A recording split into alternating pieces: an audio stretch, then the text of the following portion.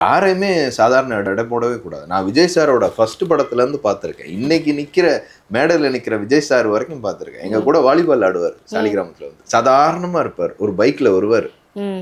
ஓகேங்களா? அப்போ இருந்த விஜய் சாரை நான் இங்கே பார்க்குறேன். எல்லாரும் அப்படி தானே, அஜித் சாரும் அப்படி தானே. ஸோ நம்ம அதை தான் நம்ம இதை பார்க்கணும். ஓவர் நைட்டில் யாரை வேணாலும் எப்படி வேணாலும் நம்ம கமெண்ட் பண்ணலாம். அந்த பொசிஷனில் அவங்க இருக்கணும். அவன் நல்லவனா கெட்டவனான்னு முடிவு பண்ணுறது வந்து அடுத்தவன்கிட்ட கொடுத்துடக்கூடாது. அது வந்து அவன்கிட்ட தான், அவனுக்கு தான் தெரியும். நான் நல்லவன் நான் கெட்டவன் என் மனசாட்சிக்கு தெரிஞ்சால் போதும். எனக்கு வந்து மூணாவது ஒருத்தன் எனக்கு முத்திரை குத்தணும்னு அவசியமே இல்லை. நான் இப்போ நம்ம எவ்வளோ செய்கிறோம், எவ்வளோ பேருக்கோ படிக்க வைக்கிறோம். இதை நான் போய் பப்ளிஷ் பண்ணிவிட்டு இதெல்லாம் நான் பண்ணணும்னு எனக்கு அவசியமே கிடையாது. அதை சொல்லி எனக்கு ஒரு 4 பேர் கமெண்ட் போட்டு வள்ளலே சொல்லணும்லாம் அவசியமே கிடையாது.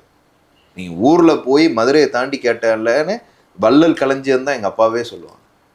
நான் இதை போய் ஊரில் வந்து ப்ரூவ் பண்ணி எங்கள் அப்பா பெரிய வள்ளல்ல நான் அவரோட புள்ளடான்னு நான் சொல்லணும்னு அவசியமே இல்லை.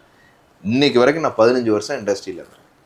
15 இயர்ஸ் இருந்திருக்கேன். என்னை பற்றி யாருக்கு தெரியும்? ப்ரெஸ்காரவங்களுக்கு தெரியும். என்னை பற்றி யார் என் கூட நடித்தவங்களுக்கு தெரியும். என்னை பற்றி என்னோட டேரக்டர்ஸ்க்கு தெரியும். சுரேஷ் எத்தனை மணிக்கு வருவான், எத்தனை மணிக்கு போவான், ஏதாவது ஒரு சின்ன இன்னைக்கு வரைக்கும் ஒரு சின்ன ஏதாவது ஒரு ஆர்டிஸ்ட் எதுவுமே இருக்கு.